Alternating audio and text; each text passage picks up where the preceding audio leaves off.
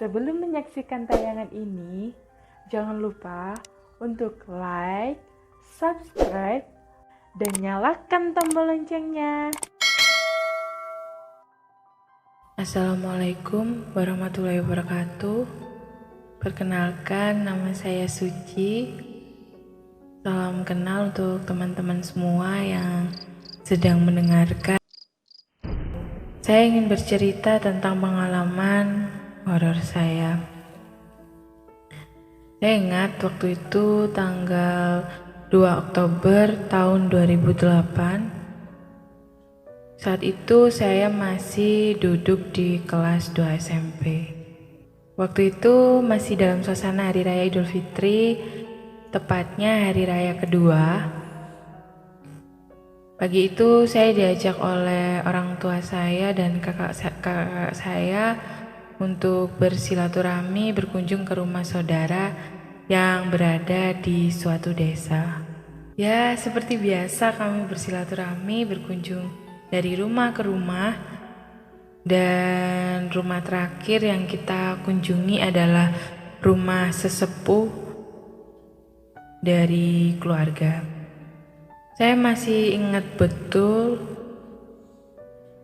rumahnya masih kuno, berlantaikan tanah, lalu suasananya dingin dan tenang. Tiba-tiba kakak perempuan saya mengajak saya ke kamar mandi. Kamar mandi itu ada sumur tua yang masih dipakai oleh simbah pemilik rumah kuno. Singkat cerita, pukul 4 sore kami memutuskan untuk pulang ke rumah, dan perjalanan sekitar 1 jam kami sampai di rumah. Dan saya lihat waktu itu sudah pukul 5 sore. Sesampai di rumah saya tidak langsung mandi, karena juga kamar mandi di rumah saya hanya ada satu, dan itu untuk bergantian. Dan tiba giliran saya untuk mandi, dan waktu itu sudah hampir azan maghrib. Saya memasuki kamar mandi. Kebiasaan buruk saya bawa ponsel kamar mandi untuk dengerin lagu-lagu yang saya suka. Pada saat pertengahan mandi, saya mendengar azan maghrib, dan setelah azan selesai, kemudian saya mendengar suara langkah kaki. Suara langkah kaki itu terdengar dari halaman luar tempat biasanya mama saya menjemur pakaian. Jadi pas di sebelah kamar mandi. Saya pikir itu kakak laki-laki saya atau anak-anak tetangga yang iseng. Karena waktu itu kakak saya membuka rental PS, jadi saya pikir ada anak-anak tetangga yang masih main-main dan belum pulang ke rumah mereka. Saya sempat sapa dari dalam kamar mandi dengan bahasa Jawa. Jadi saya tanya, "Sopo iku?"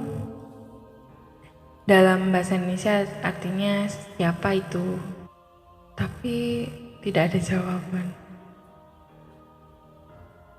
Lalu saya merasakan bulu kuduk saya merinding, dan tiba-tiba saya melihat ke arah ventilasi kamar mandi yang terbuka, tidak ada kaca atau penghalang apapun. Saya mulai takut dan berdoa sebisa saya di dalam hati. Tidak lama saya mendengar suara nafas yang lirih, dan saya menoleh melihat kembali ke arah ventilasi, dan di situ sudah ada si mata merah. Dia tersenyum kepada saya. Saya kaget dan saya langsung teriak, "Bapak, Bapak, Bapak," berulang kali.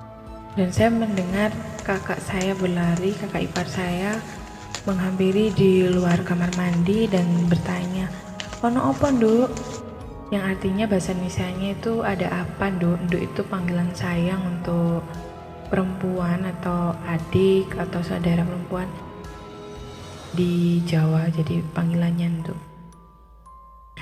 Lalu saya menjawab, "Mas, ono sing ngintip aku." Yang artinya, "Mas, ada yang ngintip aku." Sepertinya dia lari ke arah belakang halaman dan dia teriak, "Gak ono sapa-sapa," yang artinya gak ada siapa-siapa. Dan tadi pada saat saya berkedip saat melihat si mata merah itu tiba-tiba menghilang. Lalu kakak perempuan saya berlari dan membuka kamar mandi, memakaikan saya handuk karena saya posisinya udah lemas dan ketakutan, nangis.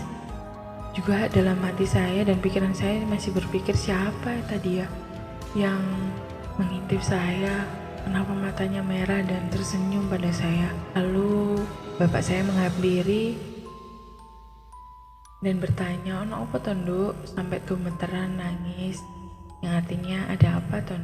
Ada apa ya, Nduk? Kok sampai gemeteran nangis? Saya menceritakan pada bapak.